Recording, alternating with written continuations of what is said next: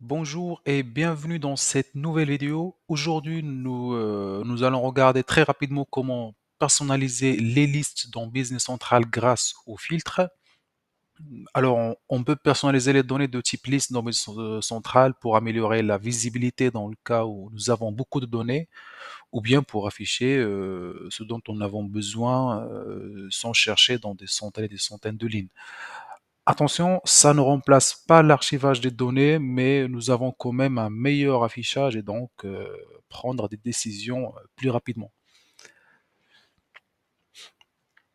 Alors, je suis dans mon interface Business Central, dans mon tableau de bord.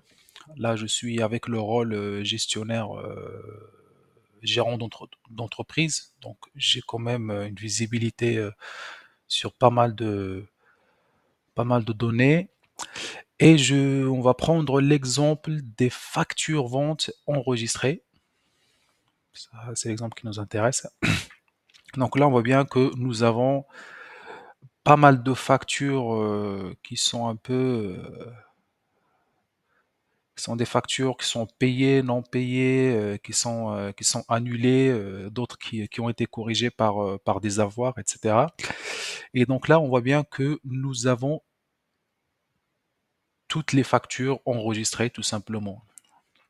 Donc là, si j'appuie sur le bouton tous, j'ai déjà pré-paramétrer quelques filtres au préalable, les factures qui ont été annulées, les factures impayées, donc des factures dont la date d'échéance a déjà été dépassée. Du coup, dans ce cas-là, je peux juste appuyer dans, dans le bouton impayé, je sélectionne impayé, du coup là j'ai toutes les factures qui n'ont pas été payées et dont la date d'échéance a déjà été dépassée. Donc là je peux prendre une décision commencer la procédure de recouvrement, de créer une relance pour le client directement dans Business Central avec des intérêts déjà préconfigurés, etc.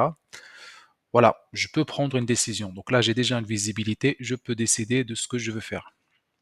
Donc là, j'ai aussi les factures payées. Donc là, toutes les factures qui ont été payées, donc là, j'en ai pas mal. Et donc, pour configurer un filtre, je viens tout simplement dans Affichage, le volet de filtre. Là, j'ai déjà les mêmes filtres que j'étais en train de regarder à l'instant, mais maintenant avec le filtre appliqué juste en dessous. Annuler, c'est annuler oui. Impayé, c'est qui ne sont pas annulés et ne sont pas clôturés et la date d'échéance a dépassé aujourd'hui. Donc là, ça c'est dynamique, il suffit de faire un A tout simplement pour appeler la date du jour. Donc demain, ça sera par exemple le 17 de 2022.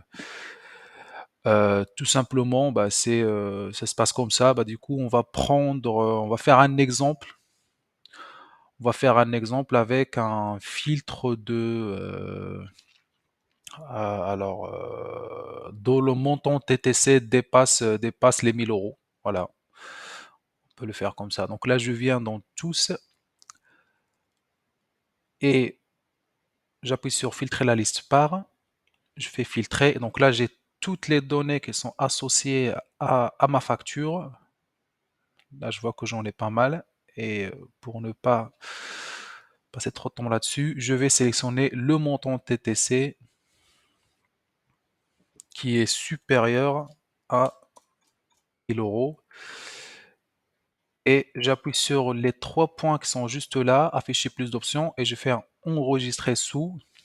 Et là, je fais montant supérieur à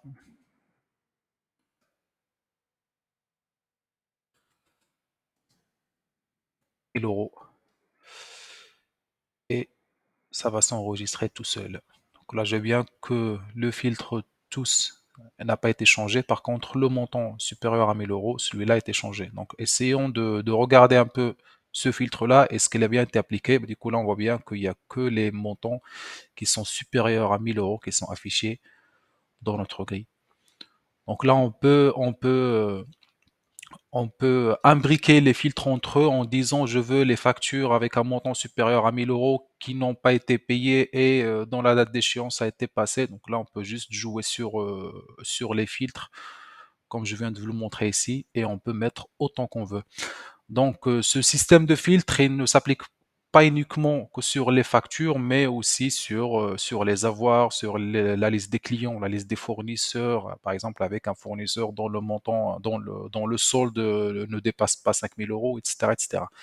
Donc, ça ne remplace pas l'archivage, comme j'ai dit tout à l'heure. Donc là, à un moment donné, il faut commencer à archiver les factures dans Business Central, mais quand même, on a une meilleure visibilité et donc prendre des décisions très rapidement.